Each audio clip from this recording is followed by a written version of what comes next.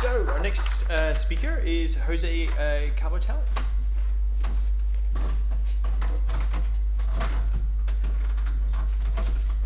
Jose is from the University of Würzburg, and has the great and important title. I want XML TEI, but I only find HTML. We all familiar with that nightmare. The DH situation for Spanish texts. Hopefully, I save it as PDF and as OpenOffice presentation, and now. Is that okay if you go to slideshow, perhaps?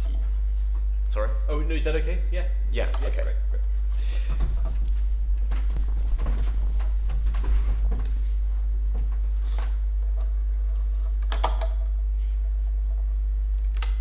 Yeah. Good morning. Yes, as you have already heard, I'm Jose Calvo, and I have studied here in Madrid, but right now I'm working in Germany at the University of Würzburg, and now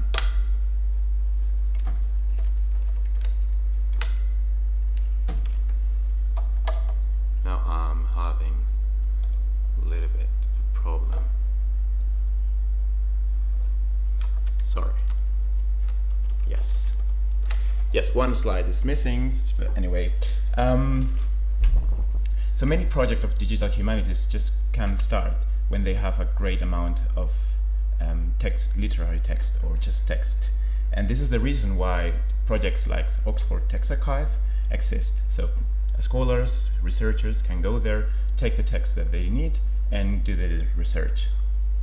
I work in Germany, so my colleagues, when they work in German text, they go to TextGrid or they go to Textarchiv, Deutsches Textarchiv, where they can find hundreds of thousands of well-formed and validated TEI documents. But if you are working in Roman languages, the situation is very different. In general, for French, for Italian, for Spanish, there are no big repositories of TEI encoded text for these languages. There are some good examples of projects that they are publishing the TEI in the internet in Roman languages. For example, Théâtre Classique, where you can find around 800 texts in TEI from French classic period, or the Biblioteca Italiana, where you can find also several hundred of TEI encoded, although currently these documents are unavailable, a problem of storage probably. And just yesterday I knew this project from the University of Graz, where they are publishing hundreds of texts of journalism in Spanish from the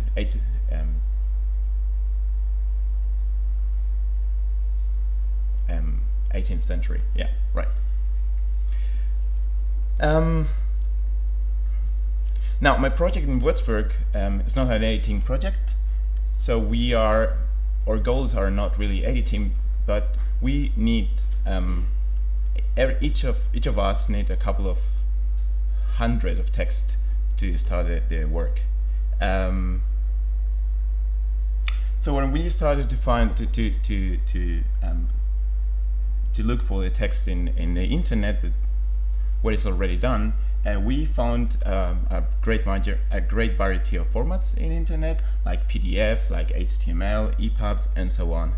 For example, PDF is the main format for projects like Google Books or the Spanish Biblioteca Digital Hispánica. But actually, the majority of the Spanish projects do publish in HTML. Some of them, they do encode their text in XML TEI, like Biblioteca Cervantes Virtual, Proyecto Tesoro Español del Siglo de Oro, or Biblioteca Digital Artelope, but they don't publish it in internet. They only publish the HTML. But this is actually the exceptions. Normally the projects do not work at all with TEI, and they just encode it in HTML and they publish it, like Wikisource, Project Gutenberg, or EPUB Libre. By the way, this project EPUB Libre is not very known in academic circles, but they have already published around 20,000 EPUBs in Spanish.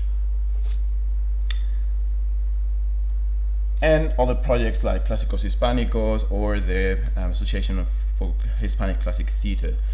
All these projects have made important contributions to the storage, to the markup, and to the text annotation for Spanish. But if we want to work with textual structures academically, we need TEI. And this is the reason why we, as a project, we would like to encourage other groups to publish their TEI documents. We are going to do it when the project is in a more stable state, and we will also to share our experience converting from HTML to TEI. We have been developing different scripts in Python that take the HTML documents from different projects, and they convert it automatically as much as we can to TEI. And these scripts are currently working tools, so they are not perfect. We are still working on them, but you can find it in our GitHub account. There you have the account, but it's actually, well, the name of my group is Clicks, so just if you write in Google GitHub Clicks, you will find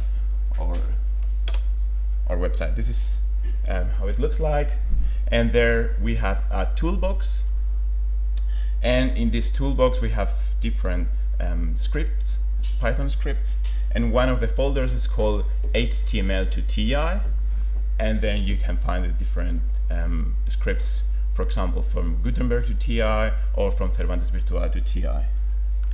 We are working with regular expressions, and well, it's not very clear. I have put one example here. So we say to the regular expression, look for the HR element in HTML and replace it with the TEI element milestone.